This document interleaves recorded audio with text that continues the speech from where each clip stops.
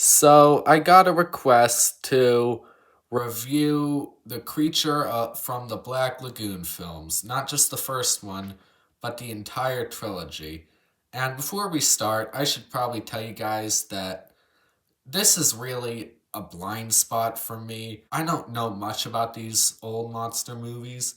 To be honest, I didn't even know there was a trilogy. I just thought the movie was a one done thing. Anyway, just keep in mind that I don't have any amount of nostalgia for these films, and a lot of this stuff is new to me, so my opinions are a little unorthodox from what I've seen online. Anyway, let's talk about Creature from the Black Lagoon. Before we talk about the movie, I just want to talk about this DVD menu. I don't know. I just thought it was kind of boring and plain. They could have done a lot with this, but they just didn't. And I can see what they're going for, and I can see why some people may like it, but I don't know, man. I just think it's kind of boring. Unfortunately, that's a good transition into the movie. I guess I should start with the stuff that I did like. The costume design for the creature looks really good. It's very unique and memorable. Such a cool design. I wouldn't exactly call it scary, especially by today's standards, but I could see myself getting scared by this in 1953, especially on a big screen and in 3D. It's a very unique monster design. It might be my favorite out of the Universal classic monsters when it comes to design aspects. Another thing I liked about this movie was the atmosphere. It had a very mysterious, isolated atmosphere. Something about the jungle lagoon setting made the whole thing feel very isolated. Honestly, I was more afraid of the jungle birds making those weird noises behind the trees than the monster itself. Another thing that was cool is that this movie was kind of progressive for its time. Like, it has a female scientist who's kind of equal to her peers, and you normally don't expect stuff like that when you watch an old movie like this, so that was a pleasant surprise. That's about it. I'm sorry, man. I just thought this was so boring.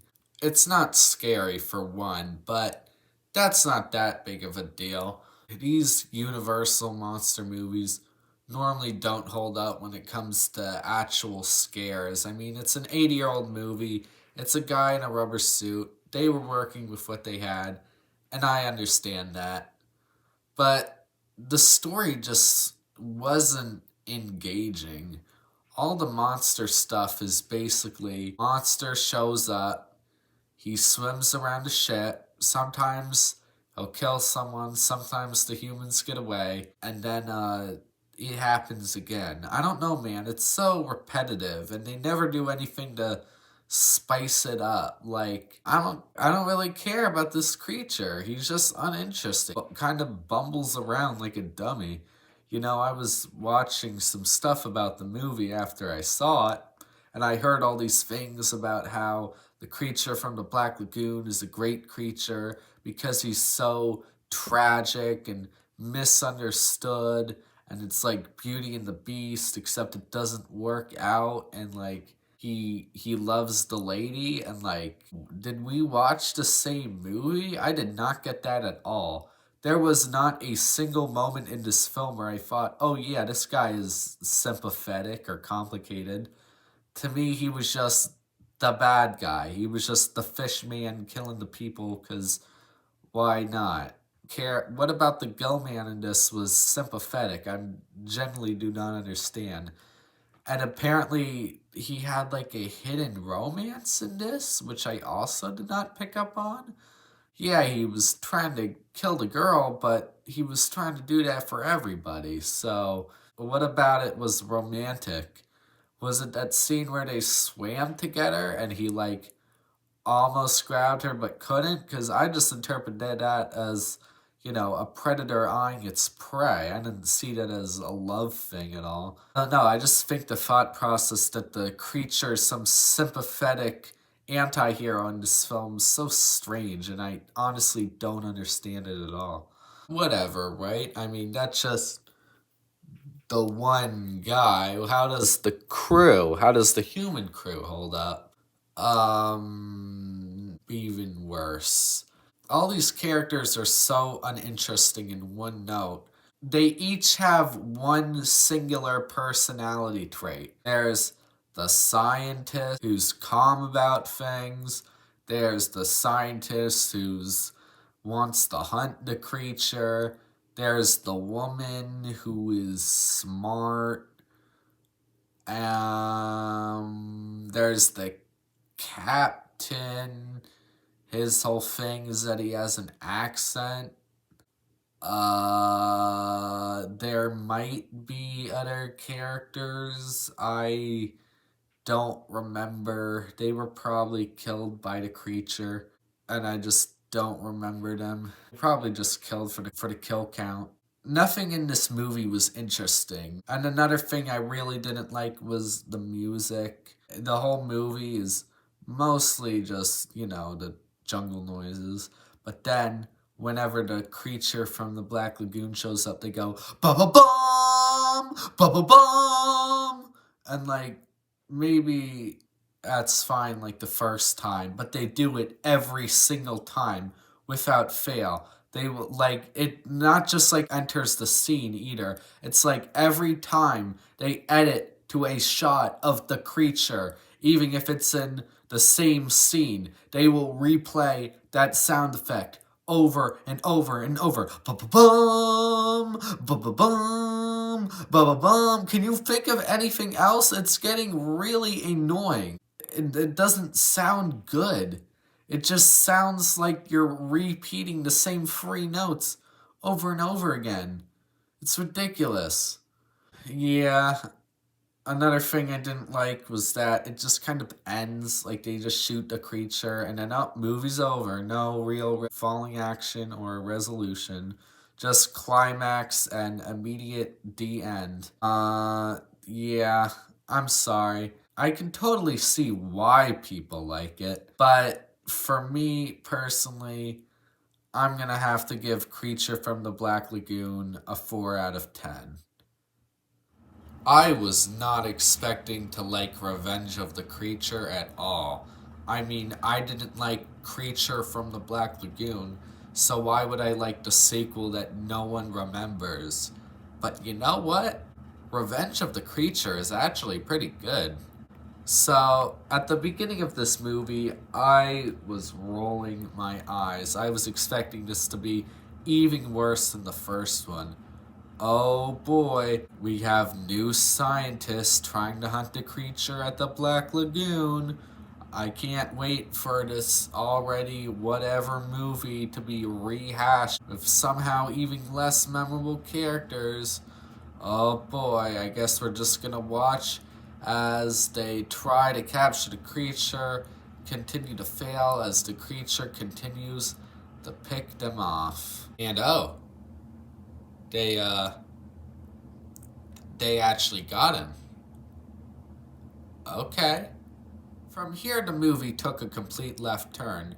Now, the creature is locked in an aquarium while we follow the researchers who are studying him. This one fixed a lot of my complaints about the first movie. Like I said before, I didn't understand why people thought of the creature as a sympathetic character in the first movie, but in this one, I completely get it. He was just minding his business, and then he was taken out of Lagoon, and now random people are zapping him with a taser. Leave the guy alone.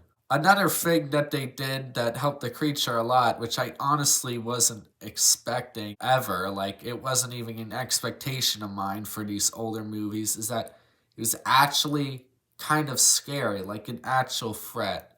When I was watching the first movie, I was like, I could beat this monster up. I could beat this guy in a fight. But this sequel version? Hell no, I ain't fighting this thing. This dude literally tosses a car. They do a lot more stuff to make him menacing. They make him a lot stronger and his hits a lot more impactful. He throws a car and he is a lot more brutal with the people. He throws them around. Unlike the first movie where he basically just like slapped the people and they instantly died. And this one, he's like throwing these guys around. He is brutal. This is definitely the killer that the first movie made him out to be. And he also can like jump like 5 feet in the air. Like, this dude is no joke. You do not want to get locked in a room with this guy. Also, the sound design makes him look a lot better. The creature from the first movie was mostly silent, I think. I already forgot. It was just so forgettable. But this one roars. This one is a beast of a creature. The suit looks a little bit cheaper, but I don't really mind because everything else is improved. And really, it's only noticeable in the eyes. Like I said in my review of the first movie, the creature is only one part of this. How did the other characters hold up? Well, they are also better. Still can't remember their names, but I can remember more of their personalities and motivations. They have similar archetypes, but as the characters in the first movie, but it's all in the details, you know? Male scientists and female scientists, but they actually build a nice romantic relationship that I was really rooting for. They're both scientists, and they're studying the creature, and they're kind of mean to him, but like you understand why it's not mean to them. Like you understand where everyone in this movie, including the monster, is coming from. They are zapping him with because of electroshock therapy. They're trying to figure out his brain patterns, how smart is he, how can he respond to patterns of pain and stuff like that.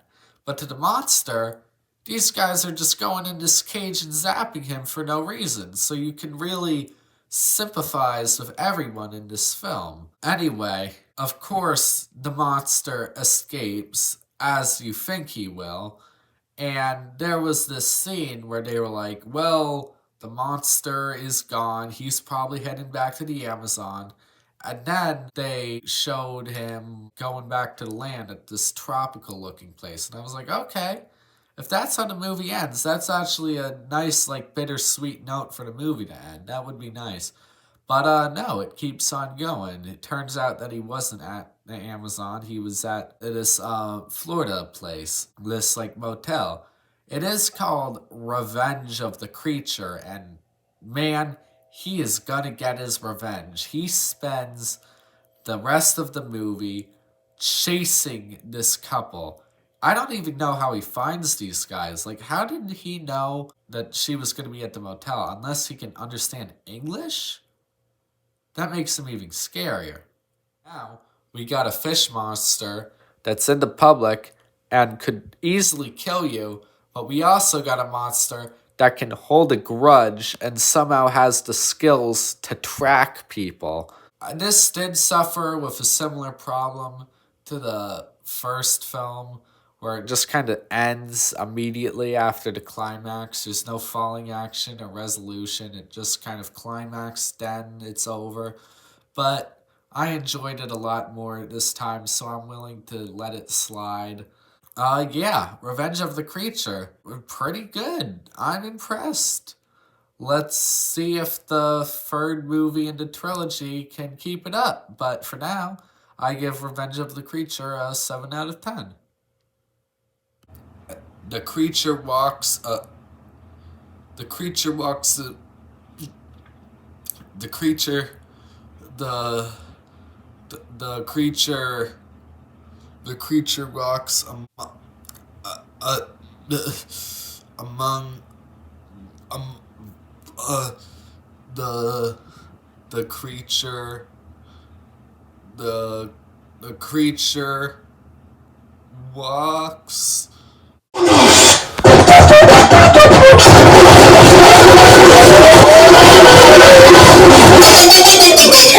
Stories.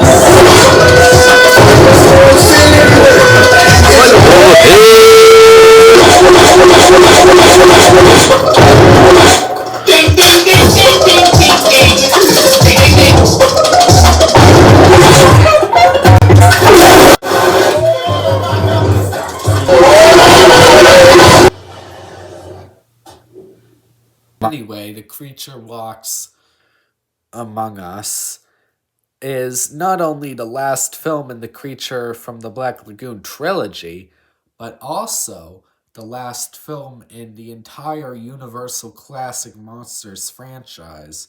So, was it a good way to go out? Yeah, I think so. They do a nice job with the characters in this one. The Gill Man is kind of pathetic in this one, but not like in the first movie where he was just kind of like a laughable threat. But it's okay, because this time it's actually intentional. Yeah, the Gill Man is kind of just the main character this time. At least I think he is. He certainly is the most likable character. I mean, he kills the mean human and then he runs off. They make it pretty clear that the humans are the antagonist here. So basically, the film starts off like the other two. A group of scientists venture into the wild to capture the creature from the Black Lagoon. But from here, it takes another left turn, kind of similar to Revenge of the Creature, but different enough. Because this time, the Gillman's gets burned, so they have to perform surgery. It turns out that he has human skin and lungs under his gills, so now he's a mammal, basically. I think this is a little weird. Like, his whole thing is that he can breathe underwater. He's basically just a giant guy now. But story still works. Also, the design of his human form just looks so bad. Look at that. What is that? Come on. Like, really? I find it hard to believe that making that the new creature design was really what they thought the best creative direction to go with the franchises. The other characters are portrayed really well. I said they're unlikable, but they are on purpose. Husband is a abusive husband to the woman. The poor woman can't catch a break because the husband is like an abusive jerk and he's like just a terrible person. Whenever she talks to literally anyone, he's like, "Are you cheating on me, you scandalous woman?" And then starts like beating her up. And then this one guy sees that they're having relationship problems and sees that as an excuse to harass her. So like this poor woman is getting like harassed at every turn, but it's not supposed. This isn't like the old days where they just show that as good behavior or something. They recognize that it's bad behavior. These people are the villains. Again, the creature probably is the main character of this film.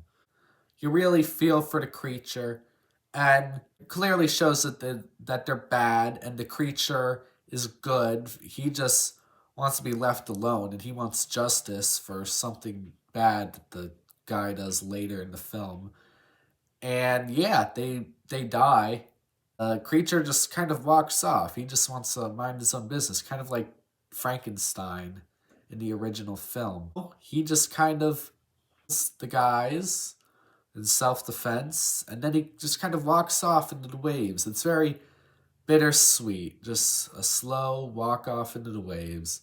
A conclusion to not only the creature, but Universal Monsters as a whole. Not as good as Revenge of the Creature, but I still liked it.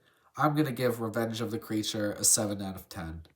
So yeah, that's the creature from the Black Lagoon series. I'm glad I did this. I got to see some cool movies that I wouldn't have seen otherwise, you know?